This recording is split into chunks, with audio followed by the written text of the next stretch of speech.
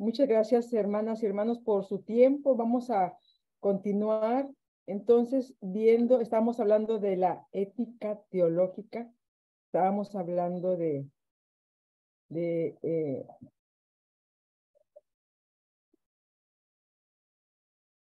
esa ética que se desarrolla de acuerdo a las experiencias, esa ética que se enfoca en ese quehacer de la persona, ese momento específico de la reflexión acerca del comportamiento humano. ¿Qué es lo que se piensa? ¿Cómo se actúa en medio de una situación actual, de una situación real? ¿Cómo se responde a problemas específicos? Entonces, esa es la ética teológica. El punto número 2 se llama la ética y la Biblia. La ética y la Biblia. La teología y la ética guardan mucha relación con la Biblia. ¿Cómo usar la Biblia en el quehacer ético?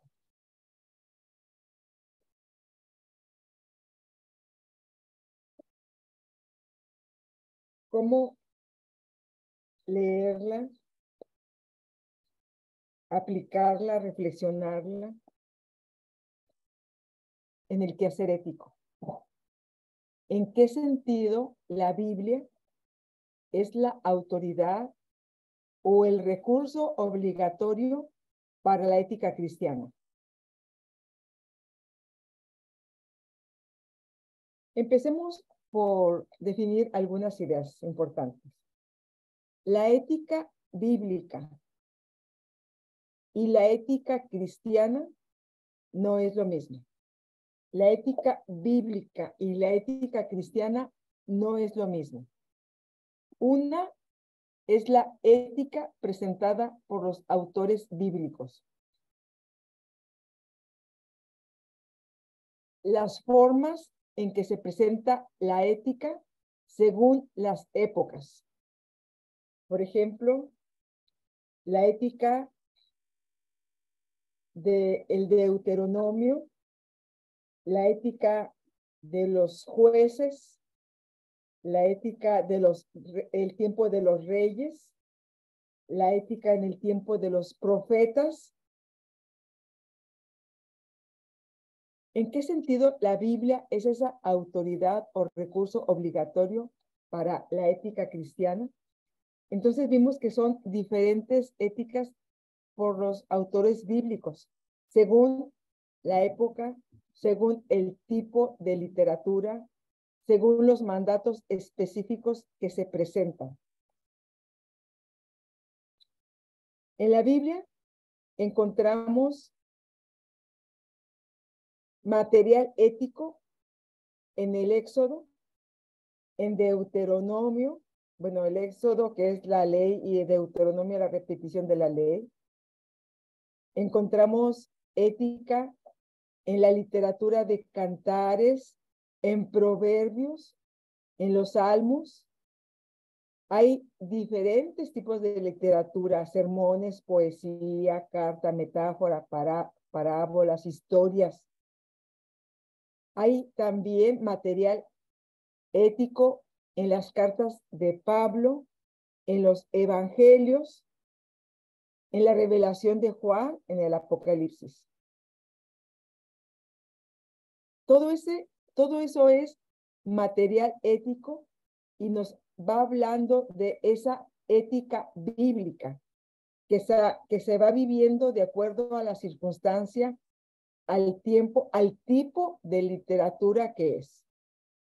Por ejemplo, las historias de los reyes son diferentes en su estructura literaria a las cartas que hace Pablo en el Nuevo Testamento a las iglesias de Asia, por ejemplo.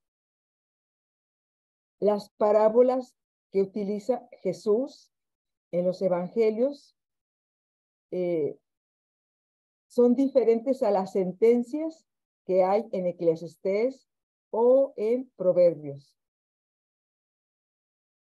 Esa es la ética bíblica, la que se encuentra inmersa en todo el libro, pero que va de acuerdo a los autores, a las circunstancias, a los momentos históricos que se viven. Ahora, la ética cristiana es mucho más amplia. La ética cristiana es mucho más amplia. Enfoca el quehacer ético constructivo para hoy. La ética cristiana trata de descubrir, de encontrar la voluntad de Dios en medio de la realidad contemporánea.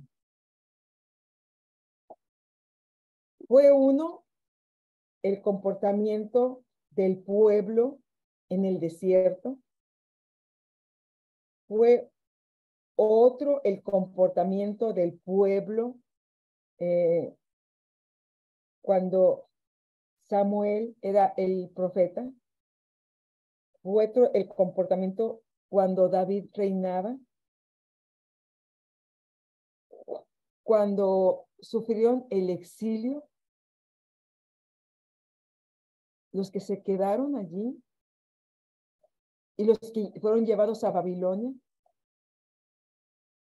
fue su comportamiento diferente porque también contaban mucho las circunstancias, los aspectos económicos, políticos, sociales.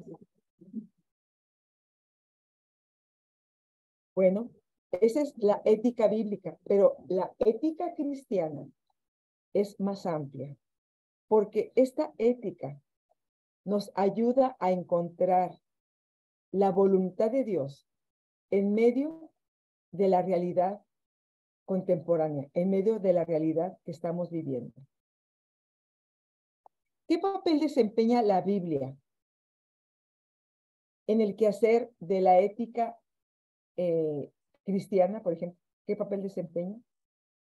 La ética bíblica muestra la situación de los autores de la Biblia, una realidad que es diferente a la nuestra. Las escrituras en su conjunto, desde Génesis hasta Apocalipsis, representan un periodo de 1500 años de desarrollo en culturas diferentes. La ética de la Biblia está dirigida a las situaciones concretas de este largo periodo. Enfocando más, por ejemplo, la ética en la época del Nuevo Testamento se da en una cultura y unas circunstancias diferentes a la nuestra. La ética del Nuevo Testamento, estamos hablando del primer siglo, año 33, 30, es por ahí cuando Jesús asciende, cuando se forma la primera iglesia, cuando se establece en Hechos, llega el Espíritu Santo, se establece la iglesia, esa iglesia primitiva, esa iglesia que compartía todos sus bienes, esa iglesia que es guiada por el Espíritu de Dios, esa iglesia que empieza a compartir el Evangelio, empieza a salir a diferentes lugares para compartir el Evangelio. Entonces, esa ética del Nuevo Testamento tiene una cultura propia. El Imperio Romano dominaba en ese tiempo todas las culturas de ese tiempo histórico. Entonces, las circunstancias son diferentes a las nuestras. Han pasado más de 2000 años de esa época, de esa iglesia del Nuevo Testamento, a las iglesias de las cuales formamos parte ahora. Por eso, la ética de la Biblia fue guía para aquel tiempo. Fue guía. Con mucha dificultad se puede pasar la ética bíblica a nuestra situación. Con mucha dificultad. A veces queremos aplicar todo lo que vivieron los apóstoles, los primeros seguidores de Jesús, las costumbres de la primera iglesia. Queremos transferirlo todo a nuestro tiempo y batallamos, porque hay un periodo de 2000 años entre ese tiempo y nosotros.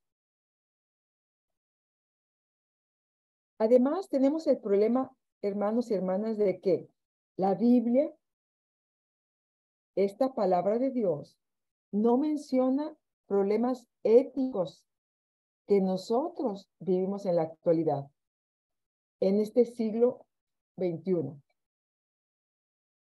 Por ejemplo, pues ahora hay democracias, hay pensamientos neoliberales en el aspecto de la política. Hay nuevas políticas económicas que rigen a los pueblos ahora. Además de los grandes inventos que muchas veces nos quedamos sorprendidos de lo que hay en la actualidad. La clonación, cómo a través de unas células y en un laboratorio no se han creado, porque nadie puede crear las células. Toman células de otros seres vivos y vuelven a formar un ser vivo. La oveja Dolly es un ejemplo de ella, que es una oveja clonada. De unas células se formó esa nueva oveja Dolly. Pero no están creando nada, porque Dios es el creador y es el que crea. Nadie puede crear la vida. Solamente la transforma, la muta, la clona, la copia. Pero son las situaciones que estamos viviendo en la actualidad. También la reproducción asistida es otra realidad actual.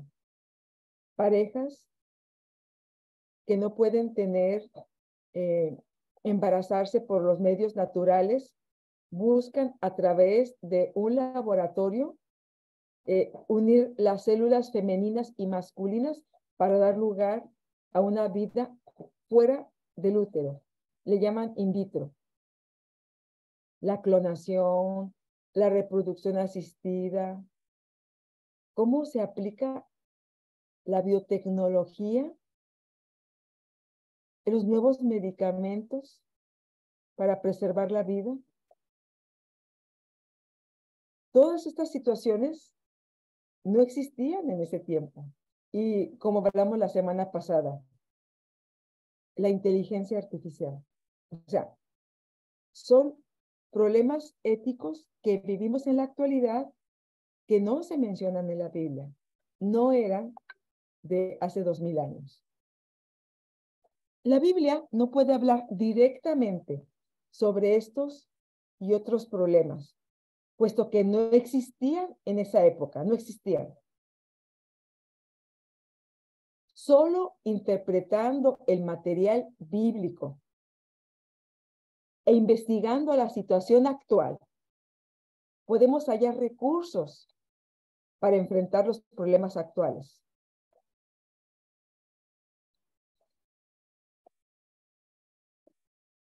La selección, el seleccionar y ordenar todo el material de manera pertinente es algo muy complejo, es algo complicado.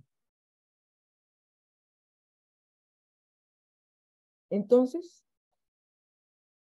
vamos a tratar de ver con esta tarea en el uso de la Biblia, en la ética cristiana, cuál material bíblico nos va a ser útil para este tiempo. ¿Cuál ética bíblica vamos a poder aplicar en la actualidad? Hay un biblista, se llama Wolfgang Schack, ya se ha citado antes, y dice, más bien hay que proceder metódicamente, de forma que se perciba lo propio y peculiar de cada uno, con objeto de que los diferentes formas de ser del cristianismo primitivo no queden olvidados o desaparezcan, ni que los consideremos como un producto de la imaginación. ¿Cómo vivió esa iglesia primitiva? ¿Qué podemos nosotros aprender de ellos, pero para este tiempo, para aplicarlo en nuestra realidad? Interpretando ese material bíblico e investigando la situación actual, podemos hallar recursos para enfrentar los problemas actuales que nosotros tenemos. En la Biblia no existe una ética única. No podemos reducir al mismo plano las enseñanzas de Pablo o de Santiago o de Juan con cualquiera de los otros escritores bíblicos. Hay que aprender a percibir lo propio y lo peculiar de cada uno. ¿Cuál fue la enseñanza ética de Pablo, de Pedro, de Santiago, de Juan? Cuando intentamos aplicar la ética bíblica a esta realidad actual, hay que poner mucha atención en relación al material que utilizamos. Debemos reconocer que algunas partes del material bíblico ético no son válidos para este tiempo. Aunque estén en la Biblia, no pueden ser una norma para nuestros tiempos. Lo vimos la semana pasada. Las leyes de purificación para las mujeres cuando tenían a sus bebés. Ahora no las podemos aplicar. No les podemos decir a las mujeres, tienes que estarte 40 u 80 días si tienes un niño o una niña. O sea, ya no son normas para nuestro tiempo. Las mujeres, aunque estén en su periodo menstrual, pueden asistir a la congregación. Y también ya no está la costumbre de que si estás en el periodo ya no las puedas saludar por miedo a contaminarte. O sea, son reglas que sirvieron en el pasado para una época, para una circunstancia, pero que ahora, a la luz de la palabra de Dios y entendiendo el verdadero significado por el cual somos llamados por el Señor, algunos principios éticos del tiempo pasado ya no nos hacen falta hoy. Aunque estén en la Biblia, ya no pueden ser una norma para nuestros tiempos. Eso que mencionamos acerca de la impureza de la mujer, también hay otros temas como el patriarcalismo. En el Antiguo Testamento, la sociedad estaba regida a través de sistemas patriarcales. Y aunque ahora esa palabra, el patriarcado, algunos grupos sociales le han dado un significado negativo, se toma el patriarcalismo como una autoridad prepotente, autoritaria. En el pasado, Abraham era un patriarca. Isaac era un patriarca. Abraham, Isaac, Jacob. El sistema patriarcal regía en el pueblo que Dios estaba llamando. Y era funcional para ese tiempo. El patriarca tenía esa visión y ese compromiso de guiar a su familia y a los hijos de sus hijos, de guiarlos en proyectos económicos o sociales. Era el guía. Aparte del patriarcalismo, también estaba la esclavitud. Los esclavos existían en el tiempo de la Biblia. Agar era una esclava de Sara.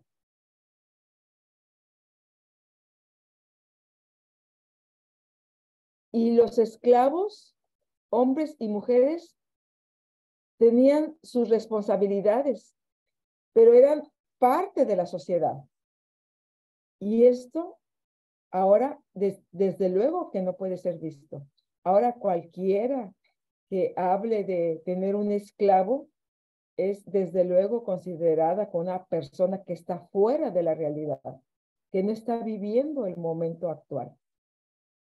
Ahora la esclavitud se ha abolido. Bueno, esa esclavitud a la que se refiere en la Biblia, porque si vemos en la actualidad y si vemos éticamente lo que estamos viviendo, pues muchos somos esclavos muchas veces del tiempo, somos esclavos muchas veces de las redes sociales. Hay padres esclavos de sus hijos o hay hijos esclavos de sus padres. Aunque no estemos viviendo socialmente en esa época de la esclavitud, como que la esclavitud sigue ahora normando nuestra vida, ahora de una forma más sofisticada, más moderna. Pero bueno, estamos aquí hablando de esos sistemas sociales, donde los esclavos no eran dueños de sus personas, sino los dueños eran los amos, los patrones. Entonces, el patriarcalismo, la esclavitud, la ley que hay de que se podía matar a un hijo rebelde. Se podía matar a un hijo rebelde. La costumbre de reunirse, una propia cultura, no mezclarse con los demás. Por ejemplo, aquí Estados Unidos es una mezcla de culturas.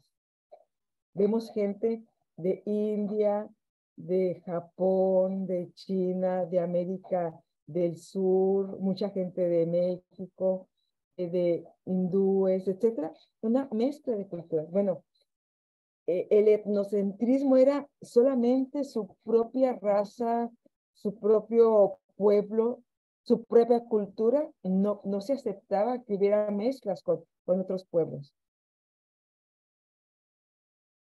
Hoy nos toca hacer un discernimiento de esa ética bíblica para de allí extraer esa ética cristiana.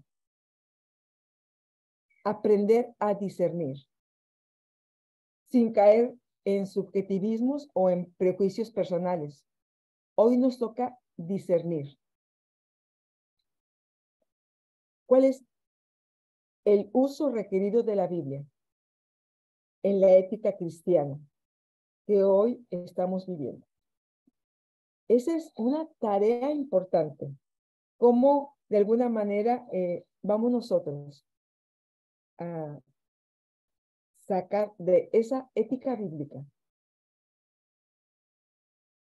esa ética cristiana que nos ayude a vivir en este tiempo? Ese es el desafío. La Biblia es la memoria primaria de la revelación de la voluntad de Dios. Esa es esa revelación dada por Dios, pero cómo fue comprendida e interpretada en un tiempo, en un lugar y en una cultura particular. Si estamos hablando de el Nuevo Testamento, estaríamos hablando de hace 2000 años. Si estamos hablando de la revelación que fue dado a Abraham para que dejara su lugar y se encaminara a un sitio donde Dios tenía, deja tu tierra, tu parentela, a una tierra que yo te voy a mostrar. Estamos hablando de esa voluntad que le es revelada a Abraham. Estamos hablando más de 4,000 años. Entonces, la Biblia es esa memoria primaria de cómo Dios revela su voluntad y cómo fue comprendida e interpretada en un tiempo, en un lugar y en una cultura particular. En la Biblia no encontramos una revelación para personas en América del norte, del centro, del sur. Fue una revelación para personas en otros continentes alejados del nuestro.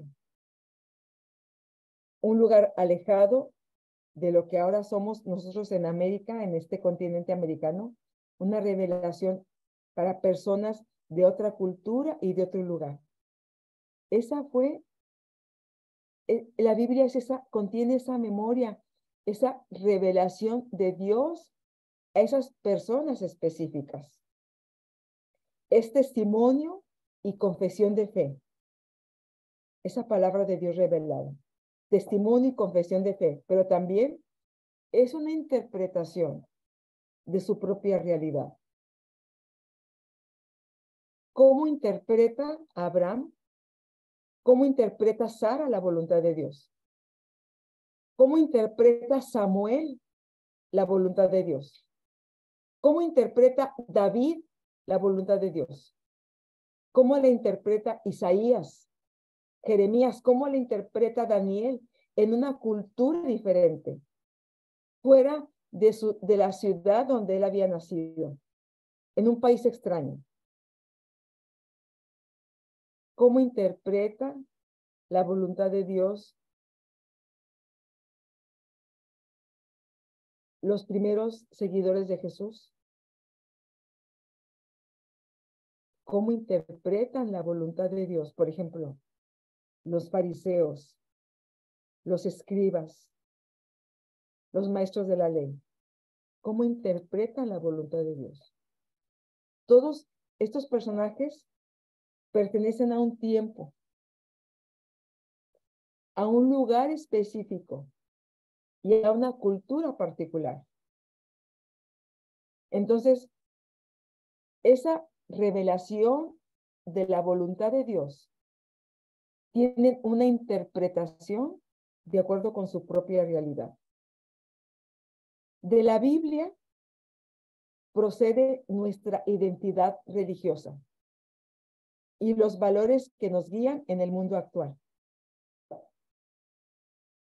Por medio de la exégesis, o sea, extraer, por medio de la exégesis, extraemos el significado de un texto.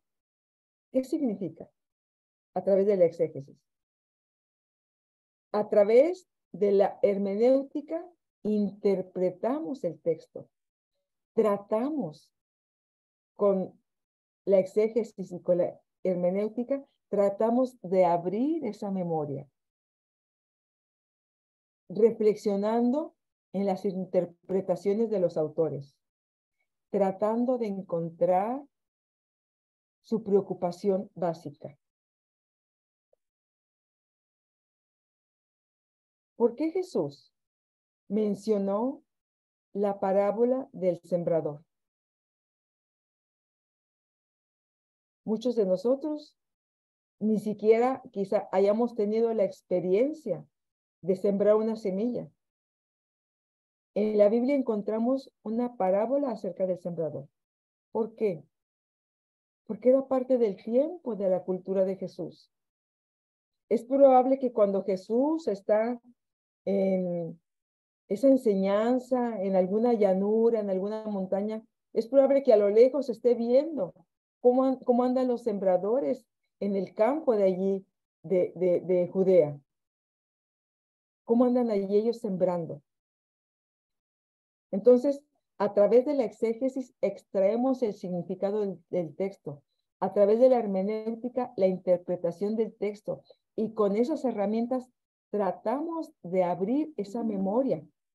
Tratamos de buscar el significado reflexionando en las interpretaciones de los autores, encontrando su preocupación básica. ¿Por qué Jesús habla de sembradores? ¿Por qué utiliza esa figura, ese oficio? ¿Cuál es la preocupación básica de Jesús en ese momento? ¿Qué le quiere decir al pueblo a través de esa enseñanza de un hombre que está sembrando? Y que la tierra tiene diferentes características. Los suelos son diferentes. Unos son llenos de piedras, otros llenos de espinas, otros duros porque están junto al camino.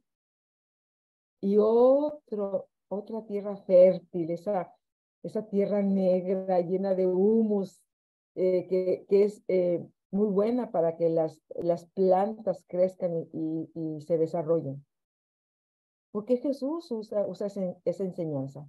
¿Cuál es la preocupación que tiene Jesús en ese tiempo? Para dar una enseñanza basado en el oficio que hace una persona para sembrar la tierra. Y ahí entra la importancia del contexto, el contexto. ¿Qué hay alrededor? Al texto no lo podemos sacar de su contexto. Cuando sacamos un texto de su contexto, eso es un pretexto. Entonces, todos los textos tienen un contexto, una realidad, un tiempo, una situación histórica, política, social, que está dando lugar a ese evento, a esa acción, a esa parábola, a esa carta, a ese dicho, a esa profecía, a esa ley, a ese mandato. ¿Cuál es el contexto que se está viviendo en ese momento? Dialogamos siempre desde nuestro contexto y desde nuestra subjetividad con los autores bíblicos, intentando mantener las orientaciones de Jesús y de la iglesia primitiva con las nuestras ahora. Entonces, lo que ahora hacemos cuando abrimos la Biblia, cuando vemos el Antiguo Testamento, cuando vemos el Nuevo Testamento, cuando leemos, cuando reflexionamos, estamos intentando hacer ese diálogo desde nuestro contexto. ¿Quién está leyendo? ¿Un niño? ¿Un joven? ¿Una mujer? ¿Un anciano? ¿Quién está leyendo? ¿Un enfermo? ¿Una persona encarcelada? ¿Quién está leyendo? ¿Alguien que se está muriendo? ¿Alguien que se acaba de casar?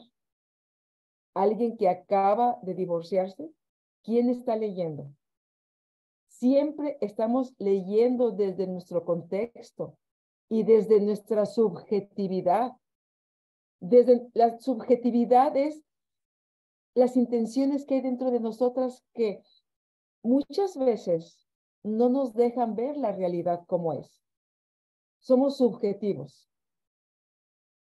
Si estamos pasando por una pena o dolor, entonces todo es triste, sombrío, gris, nada tiene sentido, que el mundo se acabe.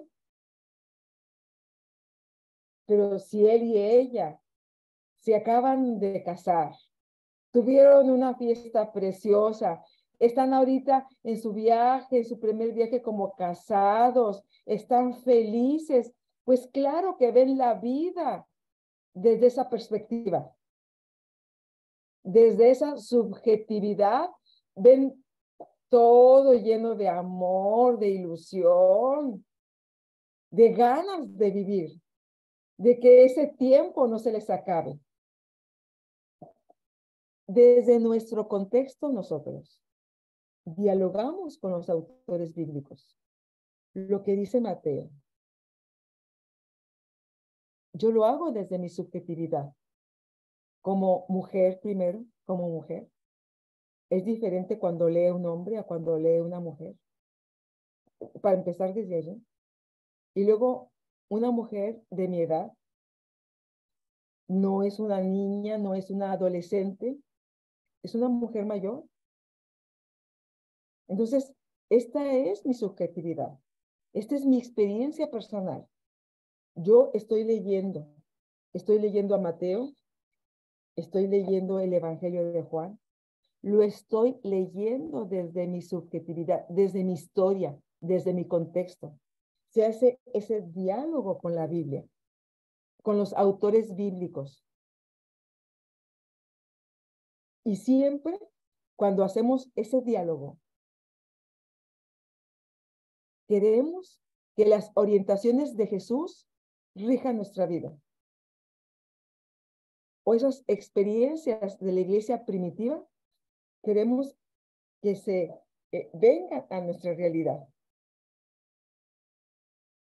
Recordando esa estructura formal de la ética bíblica, de ese modelo indicativo, imperativo, lo que Dios dice y cómo nosotros lo hacemos. Lo que Dios dice y cómo nosotros lo hacemos. Ese es el diálogo en el cual estamos de forma permanente cuando leemos la Biblia. Recordemos, hermanas y hermanos, que la Biblia es esa memoria primaria de la revelación de la voluntad de Dios, dada en algún tiempo a algún personaje, hombre o mujer, en un contexto histórico, político y social. Y ahora nosotros, en este siglo XXI, con toda la realidad que vivimos, buena, regular y mala, cuando leemos la Biblia, desde nuestra realidad, desde nuestra historia, intentamos ese diálogo con los autores de la Biblia, intentando mantener esas orientaciones de Jesús y de la iglesia primitiva con las nuestras ahora. La Biblia es esa memoria primaria de la revelación de la voluntad de Dios. La Biblia es imprescindible. En esto consiste la relevancia de esa enseñanza bíblica para la ética teológica en el presente. Es en ese sentido que el estudio bíblico ilumina la actividad de Dios en el pasado y nos ayuda a comprender su actividad hoy. En esto consiste la importancia de esa enseñanza bíblica para la ética teológica que hoy vivimos. Cómo al leer la Biblia, cómo al tratar de entender el contexto en el que fue escrita, cómo podemos aprender nosotros enseñanzas para nuestro tiempo. Cómo aplicar ese indicativo de Dios en ese imperativo ahora de nuestro tiempo. Como esa ordenanza de Dios. Acuérdate del día de reposo. Acuérdate del día de reposo para santificarlo. ¿Cómo nos acordamos nosotros ahora? ¿Cómo hacemos ese día especial, diferente, santo? ¿Cómo lo santificamos? ¿Qué significa ahora para nosotros la palabra santo? Quizá venga a nuestra imagen esos santos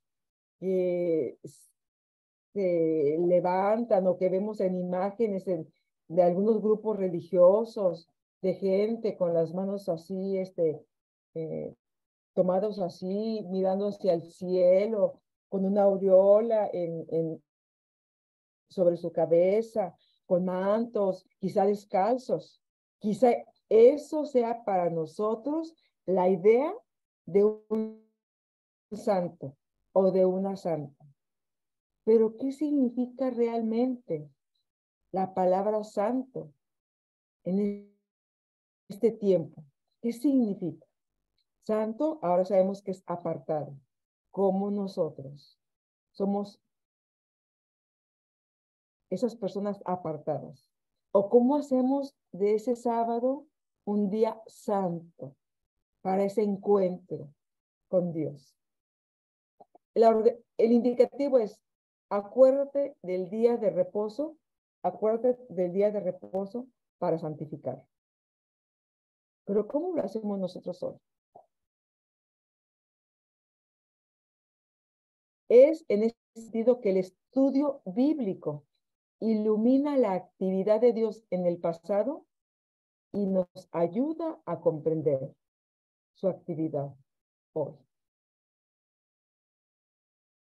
Estamos viendo el capítulo 5, la primera parte, la ética teológica. Como la ética es ese conjunto de principios, lo que debe ser, la moral, lo que somos, pero como esa ética teológica tratamos nosotros de cumplirla en este tiempo. Esa ética teológica, que es esa ética cristiana. ¿Cómo la vivimos? Si la Biblia es esa memoria primaria de la revelación de Dios y que fue dada hace muchos años, ¿cómo la leemos nosotros? Para entender primero su contexto donde fue dada, pero ¿cómo obtenemos nosotros? ¿Cómo hacemos esa revelación para nosotros en este tiempo hoy? ¿Cómo apropiarlo? Bueno, pues estamos en esta tarea. Vamos a continuar con este desafío. Los espero, primero Dios, el próximo jueves. Dios les bendiga, hermanas y hermanos. Comentario, ahorita es el tiempo.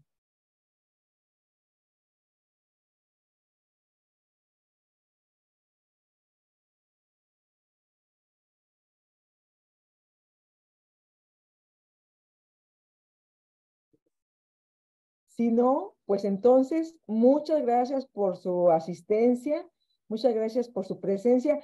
Me despido, querida Tatiana. Nos vemos el próximo jueves. Dios los bendiga, hermanas y hermanos.